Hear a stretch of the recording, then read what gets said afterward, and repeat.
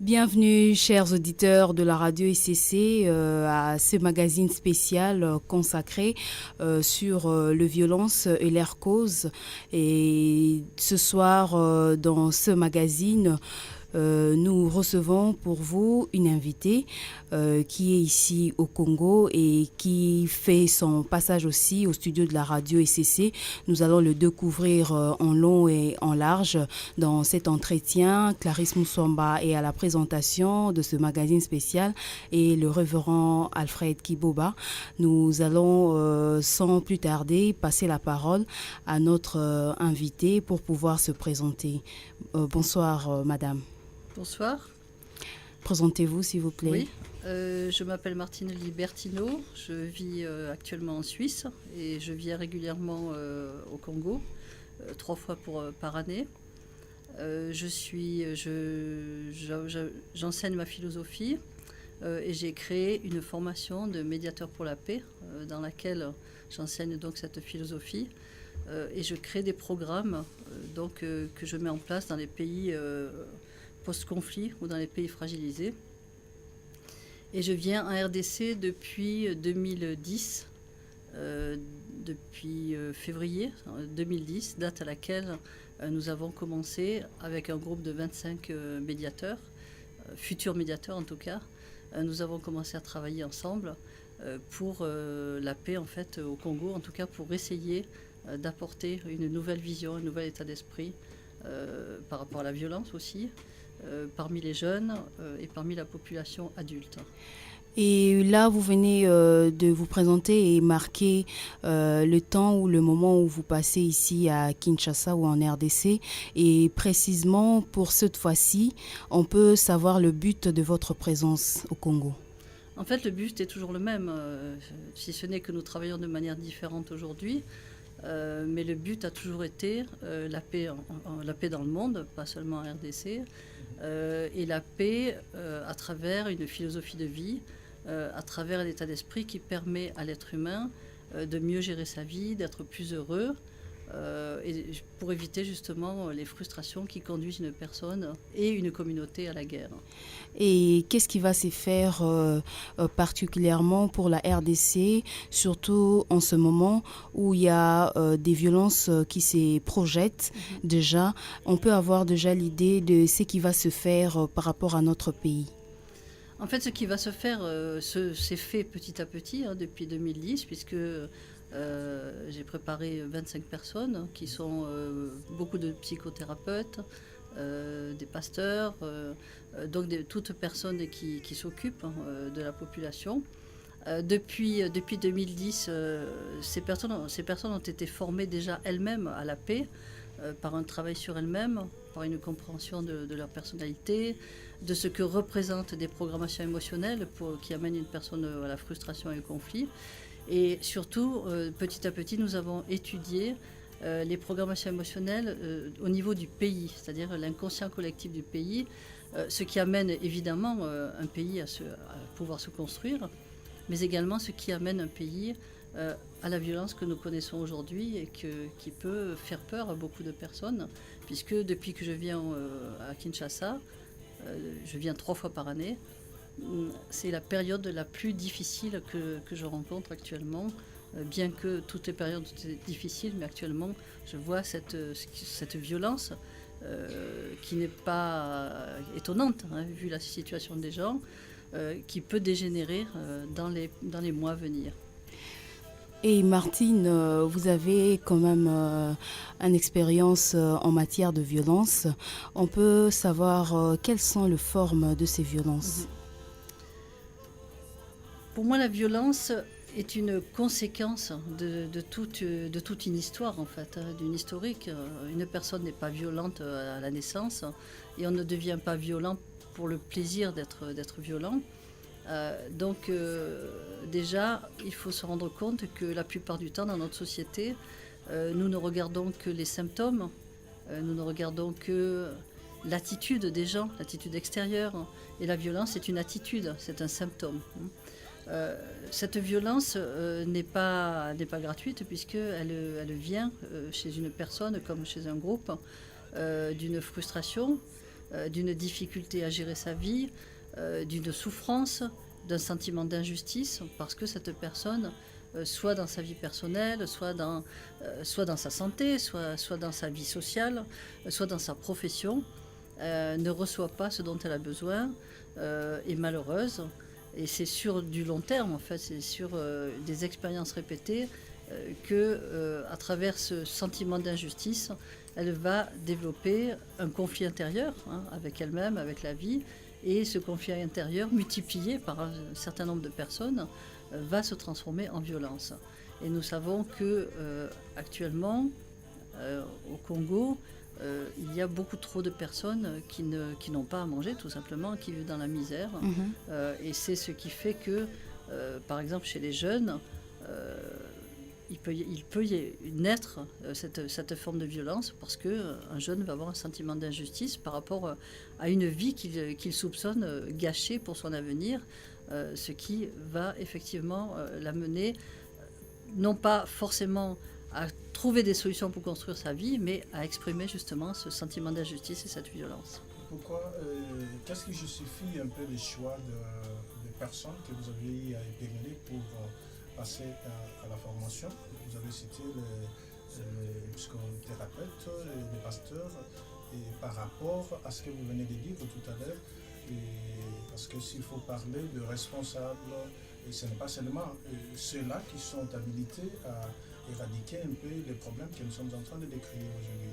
Parce qu'on pourrait peut-être parler des autres qui pouvaient être peut-être à la base de tout ce qu'on est en train de vivre pour que les jeunes ou d'autres personnes en profitent pour faire le contraire ou soit appliquer la violence avec toutes ses formes. En fait, au départ, ce n'est pas moi qui choisis les personnes, c'est le professeur Massiala, qui est psychothérapeute à l'université protestante, que j'ai rencontré à Mombasa, au Kenya, et qui m'a demandé de venir à Kinshasa pour former 25 médiateurs. C'est de cette manière-là que notre histoire, si je puis dire, c'est une véritable histoire, a démarré. Et dans ce groupe, justement, se trouvait, parce que c'était mon souhait aussi, toute personne qui souhaitait aider son pays. Donc je ne suis pas venue ici dans l'idée de former des personnes pour faire du développement personnel, mais vraiment pour trouver des solutions par rapport aux difficultés de la population. Parce que ce qui m'intéresse, c'est d'aider la population à ne plus souffrir. Donc nous sommes partis déjà d'une formation de ces personnes, parce que quand je suis arrivée, même parmi ces personnes-là, j'ai vu de la violence, j'ai vu de la souffrance, j'ai vu de la difficulté. Et je me souviens d'ailleurs, au premier quart d'heure de la formation, l'un des participants m'a dit « Mais moi, je n'ai plus d'espoir en la vie, je n'ai plus d'espoir dans mon pays, donc il faut faire une révolution. » Et tout de suite, je lui ai dit, parce que je savais justement sur quelle route nous devions marcher, et je lui ai dit, mais ce n'est pas une révolution qu'il faut faire, c'est une évolution, c'est-à-dire que vous devez prendre de votre pays ce qui est bon, de votre culture, ce qui est bon de votre passé, et supprimer sans honte tout ce que vous estimez être comme un fardeau, et changer de ce que vous appelez votre culture, ce qui justement vous fait souffrir. Donc notre formation a démarré comme cela. Et ensuite, à partir du mois d'octobre déjà, c'est-à-dire 6 mois après, nous avons mis en place le premier programme, qui était un programme dans un centre pour enfants de la rue, qui était sur la responsabilité d'une des participantes qui était psychothérapeute. Donc nous travaillons tous ensemble et avec des personnes qui sont vraiment très motivées pour changer les choses.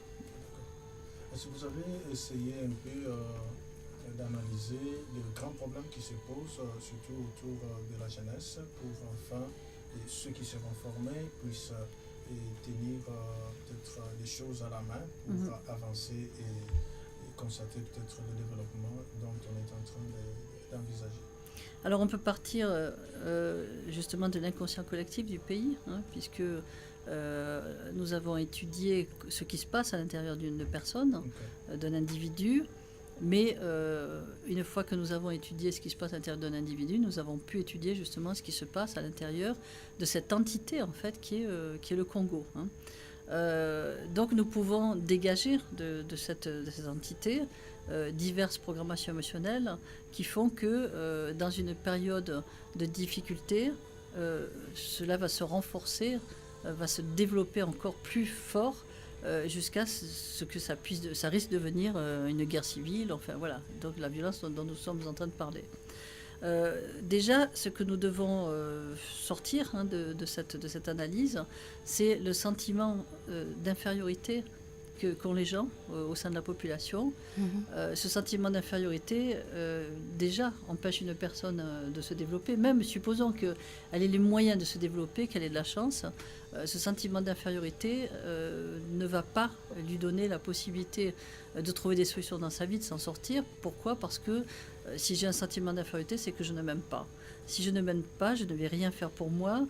Je ne crois pas en mes qualités, je ne crois pas en mes possibilités. Et ce sentiment d'infériorité, ce manque d'amour pour moi, va créer en fait une autre programmation annexe.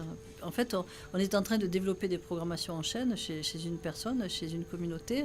Et cette autre programmation qui va se développer chez la personne, qui va se manifester par une attitude particulière, sera la passivité.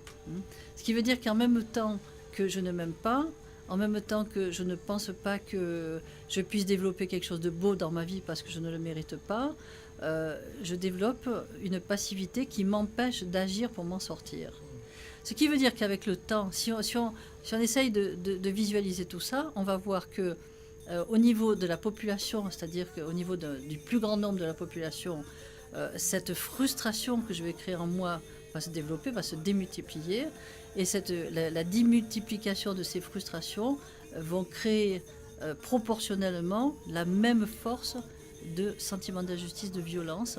Parce qu'en même temps que je ne crois pas en moi, que je ne m'aime pas, ça peut paraître paradoxal, mais en même temps que je ne crois pas en moi, que je ne m'aime pas, je vais développer une frustration qui est la conséquence justement de tout cela. Et d'autant que je suis passif, que je ne construis rien, je ne fais rien. Cette passivité va me rendre aussi inactif, mais en même temps, comme je suis inactif et que je suis en demande perpétuelle, je souffre, je vais attendre que les autres fassent pour moi. Et c'est toute l'histoire aussi de la communauté internationale par rapport au Congo, à savoir que il y a, je dirais, un équilibre déséquilibré, si je puis dire, entre les ONG internationales qui viennent ici avec aussi, je dirais, leur programmation émotionnelle, qui peuvent être aussi quelquefois une forme de sentiment de supériorité parce qu'elles pensent que vous avez besoin de savoir ce dont vous avez besoin. Alors qu'en fait, au fond de vous, vous savez très bien ce dont vous avez besoin. Mais en même temps, la passivité du Congolais répond, n'est-ce pas, au désir de l'ONG internationale, au désir de la personne qui est en face d'elle, qui estime avoir un savoir, va répondre au fait qu'elle va dire « Moi, je sais donc que je te donne de l'argent et ce que je te donne, tu dois en faire quelque chose de bien parce que je sais mieux que toi. » Et cette espèce de relation, en fait, qui pour moi est déséquilibrée, va conduire finalement une insatisfaction des deux côtés. Je dis pas que ça va amener une insatisfaction seulement au niveau de la personne qui reçoit, parce que mon expérience m'a montré, aussi bien ici qu'en Haïti, puisque je travaille aussi en Haïti, cette expérience me montre que de part et d'autre, il y a beaucoup de bonne volonté, mais un énorme malentendu avec des frustrations de tous les côtés. C'est-à-dire que le Congolais, par exemple, ne va pas y trouver son compte, mais en même temps, étant passif, il n'est pas participatif, il n'est pas créatif, il ne fait rien, et en étant en demande et passif, il va devenir exigeant par rapport à celui qui est, entre guillemets, censé le protéger. Voilà. Mais celui qui le protège va exiger aussi, parce que si je te protège, tu dois faire ce que je dois te dire de faire. Donc ça ne peut créer que des frustrations des deux côtés, et finalement, on ne peut pas supprimer la violence, parce qu'il n'y a pas de bonheur. Donc on peut voir aussi que chez un peuple, pour qu'une personne ne soit plus violente, il faut qu'elle soit heureuse dans sa vie, il faut qu'elle soit satisfaite de sa vie. Pour que la personne soit heureuse dans sa vie, elle est obligée, elle doit être satisfaite dans sa vie. Mais quelque part, s'il faut peut-être analyser les choses et même voir la catégorie des personnes aujourd'hui qui sont plus violentes. Et la plupart de ces gens-là, peut-être n'ont pas aussi peut-être étudié, ils n'ont pas peut-être des quotients intellectuels comme il se doit, et peut-être pour eux, la bonne manière de se venger ou de réclamer leurs droits, c'est de casser, de faire d'autres choses-là. Et qu'est-ce que vous envisagez concrètement à ces genres de personnes et qui deviennent plus agressifs, des personnes habilitées peut-être à être prêts à poser des actes plus violents, des actes plus violents plutôt pour qu'on puisse les décrier. Je dirais que je ne vois pas forcément les choses de cette manière-là. Pourquoi ? Parce que ce n'est pas parce qu'une personne n'a pas fait d'études qu'elle n'est pas intelligente. Donc la violence est un effet d'une frustration quelconque, c'est un effet d'un manque, d'un sentiment d'injustice, mais ça ne veut pas dire que ce sentiment d'injustice va se manifester plus chez une personne qui n'a pas fait d'études. Parce que chaque personne, chaque enfant vit au monde avec une intelligence égale. Et c'est ma réaction à la vie, c'est la manière dont je vais interpréter les événements qui va faire que je vais être plus ou moins violent. D'ailleurs, on peut quand même réfléchir à tout ce qui se passe dans le monde, pas seulement au Congo. Et si on regarde l'histoire, par exemple, de Oussama Ben Laden, ce n'est pas une personne qui n'a pas fait d'études. Et pourtant, et là aussi, voilà. Sa façon de réagir. Sa façon de réagir, c'est d'amener le monde à la violence. Okay. La violence aujourd'hui, peut-être on pourrait l'analyser sous ces deux formes-là. Et il y a une violence d'une personne intellectuelle et comment elle arrive un peu à pratiquer cette notion-là de violence par rapport aussi à celle qui n'a pas atteint aussi ces niveaux-là, parce que ce sont des sortes de violences que nous pouvons mettre sur la table et analyser, voir quel remède apporter à ces genres de questions qui se posent dans la société. Et je voulais aussi compléter comment quelqu'un peut agir sans faire mention de la violence. Quelles sont les procédures à suivre pour agir sans pour autant passer par la violence? Bon, alors déjà, c'est vrai qu'on peut mettre des nuances dans tout ça. C'est qu'une personne, la personne que j'ai citée, il existe beaucoup de personnes qui font des études. D'ailleurs, nous voyons de plus en plus en Europe et partout dans le monde ce type de violence qui se développe chez des jeunes qui ont été dans des familles, qui n'étaient pas des jeunes de la rue, qui ont fait des études, etc. Donc on voit bien que le sentiment d'injustice et la colère n'est pas forcément lié à la misère. Bien que, c'est vrai, selon les statistiques, un enfant qui a vécu dans la rue, qui a vécu dans un milieu hostile, il est inévitablement développer plus de violence qu'un enfant qui a été protégé. Si on fait des statistiques, là, c'est clair qu'on est vraiment dans un grand pourcentage chez les enfants qui ont été battus, qui ont eu une vie difficile. Maintenant, ce qui est intéressant de voir, c'est qu'une personne qui a fait des études va savoir comment manipuler justement un jeune qui, lui, a toujours vécu dans la rue. Et surtout, en fait, de nouveau, ce n'est pas une question d'études, parce que là, je vous parle vraiment de ce que je connais de l'être humain depuis 35 ans, que je vois la population partout. C'est que et c'est quand même un grand espoir que nous devons avoir pour l'avenir, c'est que vous pouvez parler, c'est ce que je fais tous les jours, à une population illettrée. Si vous lui parlez avec respect, avec dignité, si vous lui parlez avec le cœur, vous verrez que ces personnes ont une intelligence extraordinaire et que ce n'est pas parce qu'elles n'ont pas été à l'école qu'elles n'arrivent pas à me comprendre. Vous voyez. Ça, je peux vous donner la preuve que ça marche.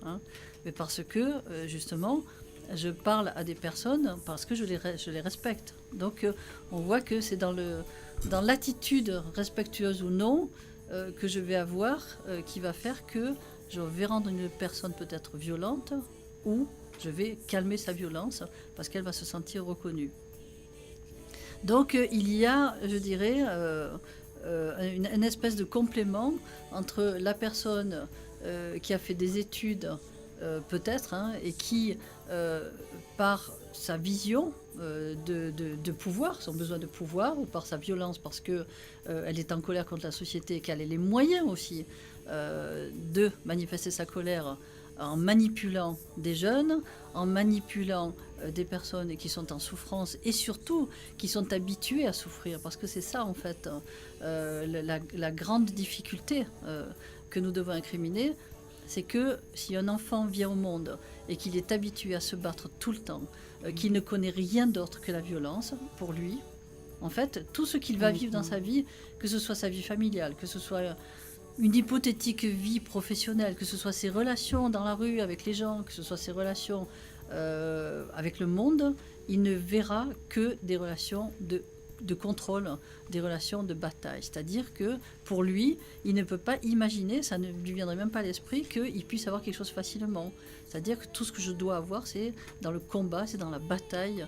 Donc vous voyez, déjà, il y a un état d'esprit que je vais avoir qui fait que je ne peux pas résoudre les problèmes dans la paix, dans la sérénité, parce que je ne connais pas ces mots. Je ne sais pas ce que ça veut dire. Je ne connais que la bataille, tous les jours me lever et me battre pour manger, tous les jours me lever et me battre pour avoir un endroit pour dormir, tous les jours me lever et me battre pour être dans une situation qui soit juste, qui soit digne, et que je ne trouve pas d'ailleurs. Donc ça va développer encore plus ma violence. Et en fait, ce que nous devons voir dans cette situation, c'est que cette violence n'est qu'une mauvaise interprétation du pouvoir que chaque être humain a en lui. Voilà pourquoi, en fait, je suis ici. Hein. Voilà, parce que je ne crois pas à la violence. Dans ce sens que la violence n'est qu'une mauvaise interprétation. La violence, c'est pas une obligation, c'est pas quelque chose... si par exemple quelqu'un me dit « le monde est mauvais et il y aura tout le temps de la violence », je vais lui dire non.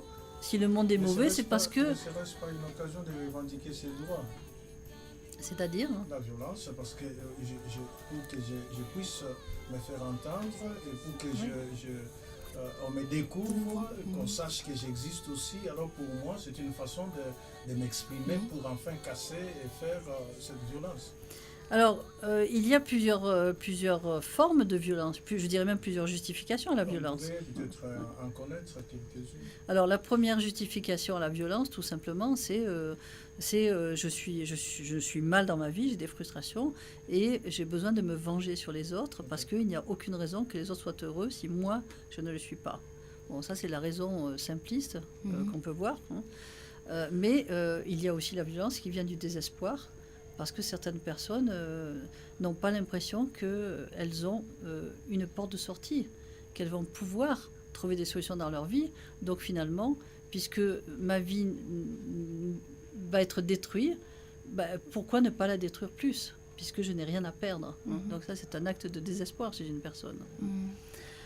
Donc il faut aller chercher ce qui se cache justement derrière cette violence, voilà, et voir que la plupart du temps, il y a aussi un problème de communication, parce qu'on ne parle pas beaucoup de ça. On parle beaucoup de la violence, mais on ne parle pas du fait que la violence est aussi un effet de tout ce que je garde en moi, parce que je ne veux pas perdre la face, parce que non content que je souffre, non content que je suis malheureux, non content que je vis une situation difficile, est-ce que je vais montrer aux autres que j'ai honte de ma situation? Est-ce que je vais montrer aux autres que je suis petit, que je ne vaux rien? Ben non, finalement, pour ne pas perdre la face, je vais me mettre debout et je vais me battre. Mais le problème, c'est que je me mets debout pour me battre contre les autres, mais en fait, je me bats contre moi-même. Hein. Et c'est ce qui se passe quand on descend dans la rue pour faire des manifestations, parce que je crois me battre contre des idées, je crois me battre contre les autres, mais en fait, je vais au-devant d'un danger que je ne mérite pas. Donc, en plus de ma misère, je vais encore risquer ma vie. Et il faut se poser la question, est-ce que c'est un bon moyen, justement, d'aller revendiquer? Alors, qu'est-ce que la revendication? On peut aller jusque-là. Voilà. Voilà. Alors, il y a deux manières de revendiquer. On peut revendiquer de nouveau avec la colère. Et dans ce cas-là, je me mets en colère. Dans ce cas-là, je crie. Dans ce cas-là, je descends dans la rue et je réclame haut et fort, soit avec une violence verbale, soit avec une violence physique, ce que j'estime être juste pour moi. Mais on peut se poser la question... Est-ce qu'on va m'écouter? Est-ce qu'on va m'entendre? est-ce que tous ces cris sont envoyés à des gens que ça intéresse, tout simplement. C'est déjà la question qu'il faudrait se poser. Moi, je propose un autre style de revendication, qui n'en est pas d'ailleurs. C'est que je pars du principe que nous avons en nous le pouvoir de tout créer, de tout construire. Peu importe si nous avons de l'argent, peu importe si nous avons un métier, peu importe finalement notre situation au départ. Si je n'ai rien, ça veut dire qu'il y a en moi une difficulté à voir toutes les qualités qui sont en moi pour pouvoir construire quelque chose petit à petit. Ça ne veut pas dire que je vais construire et réussir du jour au lendemain. Ça veut dire que je vais faire un pas en avant, un deuxième, un troisième, un quatrième, qui va me permettre d'abord de me nourrir. Parce que pour ne pas être violent, c'est la première chose dont j'ai besoin, c'est de pouvoir manger, c'est de me nourrir tous les jours. Au fur et à mesure que je vais prendre conscience de cette créativité qui est en moi, au fur et à mesure que je vais me rendre compte qu'il faut absolument que je me fasse confiance, que j'ai des qualités, j'ai des dons, j'ai des possibilités de construire. Est-ce que je vais avoir envie de descendre dans la rue ? Je pense que je vais me rendre compte que le choix que je devrais faire, c'est au contraire me retirer dans ma maison, là où je vis, pour ne pas perdre de temps. Et même si j'ai 1 mètre carré, m'occuper de ce mètre carré et non pas prendre le risque d'aller me faire tuer dans la rue. Parce que quand je suis dans la rue, de toute façon, je perds mon temps. Puisque je sais, si je vais dans la rue avec une telle violence, c'est parce que je sais au fond que je ne veux pas être entendue. C'est vrai qu'il faudrait se poser la question. Est-ce qu'on descend dans la rue en étant sûr qu'on va être entendu, ou est-ce qu'on descend dans la rue en se disant je n'ai rien à perdre? Qui en profite en descendant dans la rue? Celui qui ne m'écoute pas. Voilà. Pourquoi ce sacrifice? Et quelle politique que vous avez pour se faire plus entendre, surtout avec des bons messages comme ce que vous venez de nous briefer?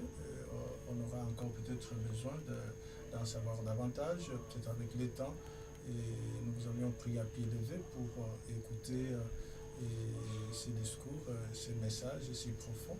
Et quelle politique que vous avez pour peut-être pérenniser un peu de tels messages et pour la population? Parce que souvent, une bonne politique ne se fait pas dans des bureaux. Surtout si on veut chercher un changement et approprié, parce que ceux qui sortent, ceux qui cassent, sont plus sur la rue, en train de faire toutes ces histoires. Et quelle politique que vous avez pour les atteindre et pour qu'un changement puisse avoir lieu dans son ensemble? Alors justement, je n'ai pas de politique et je ne fais pas de politique. Ma politique, c'est la politique de la vie. En termes de stratégie, voilà. de stratégie, j'ai compris, par exemple. Mais je pense que c'est bien de pouvoir faire ce petit jeu de mots quand même. D'accord. C'est que je m'adresse aux personnes intelligentes qui nous écoutent. Ne faisons pas de politique pour avoir une bonne politique, n'est-ce pas? Voilà.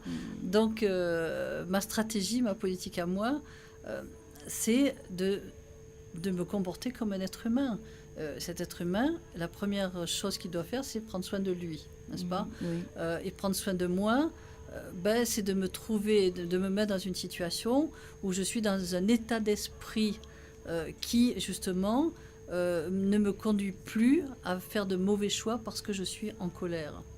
Je crois qu'il faut prendre comme exemple, parce que là c'est vraiment un exemple, c'est du concret. Il faut prendre comme exemple ce que nous faisons comme travail depuis 2010, puisqu'on a parlé de formation, mais parlons vraiment de choses concrètes, de tous les programmes qu'on a mis en place avec la communauté de médiateurs pour la paix. Nous travaillons dans les écoles avec les enfants, avec des jeunes, par exemple. Nous mettons en place, on a mis déjà un cours d'éveil philosophique pour les jeunes. À l'école Monseigneur Kella, dans le camp Kokolo.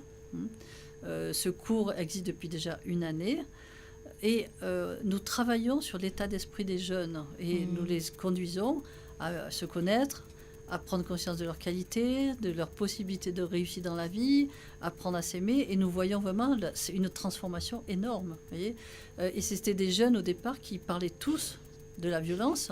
Et je dirais même qu'on ne parle même pas forcément des jeunes, on peut parler de la société tout entière, puisque quand je suis arrivée ici, j'ai découvert la politique de la chicotte, n'est-ce pas, qui était normale en me disant c'est dans notre culture. Et j'ai expliqué que la chicotte, pour moi, c'était une forme de violence et qu'on pouvait régler les problèmes. On pouvait trouver une communication avec les enfants sans pour autant les battre. Et cette politique a été mise en place tout de suite. C'est qu'on a supprimé le fouet et aujourd'hui les enseignants témoignent que malgré le fouet, ils n'arrivaient pas à trouver de solution avec les enfants. Et aujourd'hui, le fouet n'étant plus là, les enfants n'ont plus besoin justement répondre à la demande des enseignants, ont de meilleures relations avec leurs parents, une meilleure communication. Et tous les enfants nous disent qu'ils sont plus heureux, qu'ils sont plus en paix. Ce qui veut dire que ces enfants, aujourd'hui, sont aptes à envisager leur futur, leur lendemain, avec plus de sérénité. Et pourtant, ils vivent la même situation que les enfants qui descendent dans la rue, que les jeunes qui descendent dans la rue. Donc on voit bien dans cette situation que entre un enfant qui peut bénéficier justement de ce travail qui lui permet d'acquérir plus de dignité, plus d'amour de lui-même, et qui lui permet, grâce à cela, ensuite, dans les programmes que nous mettons en place avec les adultes, de pouvoir concrètement trouver des solutions financières pour s'en sortir, d'acheter des terrains, de cultiver la terre, mais dans justement une atmosphère paisible, de respect et d'amour, qui fait que malgré les difficultés, malgré le fait que ce soit encore difficile, on a de l'espoir et on a envie de s'en sortir parce qu'on sait que notre lendemain dépend de nous, de notre pouvoir, de notre volonté et ne dépend pas ni de notre gouvernement, ni des ONG internationales. Merci, Madame Clarisse. Si on pourrait citer, Oui, nous sommes déjà à la fin de ce magazine spécial. Madame Martine, nous vous remercions d'avoir passé ici au studio de la radio SCC. Est-ce qu'on peut avoir un mot à propos de la radio et par rapport à tout ce qu'on vient de discuter là pour terminer? Je pense que ce que je pourrais dire comme mot, puisque j'ai passé une semaine ici, je suis très attachée à mes amis qui sont ici. Je trouve que la population souffre trop pour qu'elle mérite de souffrir encore plus. Donc, par rapport aux événements qui se préparent, ce que j'aimerais dire, c'est restez chez vous, prenez soin de vous, réglez les problèmes qui vous occupent, vous, mais surtout, n'allez pas demander à ceux qui ne peuvent pas vous aider, ceux qui ne veulent pas vous aider. Et pour la radio, vos impressions pour cette visite? Merci de votre accueil. C'était un plaisir de discuter avec vous. Je serai au mois de mars, encore à Kinshasa, et j'espère que nous pourrons peut-être nous revoir et échanger des idées. Oui, ça sera notre plaisir, et surtout si on pourrait peut-être une toute dernière question. Est-ce que vous avez aussi pensé aux églises, aux jeunes d'église par exemple? Parce que vous avez parlé aux écoles et dans les églises aussi, il y a des structures qu'on pourrait aussi peut-être y penser, des structures de conscientisation, comme on prépare les élèves pour les futurs. Il y a aussi d'autres jeunes dans les églises. Est-ce que vous avez aussi pensé à cela? Et un accompagnement aussi, peut-être médiatique, et pour vous accompagner dans ce que vous êtes en train de faire, aussi pourrait aider aussi d'autres personnes, d'autres jeunes qui pourraient vous suivre pour mettre en profit ces beaux enseignements, par exemple. Alors nous faisons plus qu'y penser, puisque nous avons plusieurs programmes qui s'adressent justement à l'Église, dans ce sens que à l'intérieur de l'Église du Christ au Congo, qui soutient tout notre travail depuis quelques années et qui soutient de plus en plus notre travail, nous avons mis en place des programmes avec les jeunes. Et d'ailleurs, l'un de mes élèves, Willy Masaka, qui est président de la jeunesse, de la fédération congolaise, est en train de mettre un nouveau programme sur pied avec des conférences justement pour les jeunes. Et ce programme va démarrer, je crois, le 29 octobre à Kinshasa. Et je suis ravie un jour, lorsque je reviendrai, pouvoir participer à l'une de ces conférences. Donc nous n'oublions pas non plus les églises. D'accord. Merci. Nous avons eu le réel plaisir de vous présenter ces magazines, Clarisse Moussomba et le révérend Alfred Kiboba. Nous avons reçu pour vous Martine Libertino, qui est une actrice qui agit dans le domaine de la paix ici au Congo. Merci de nous avoir suivis et restez fidèles à nos programmes.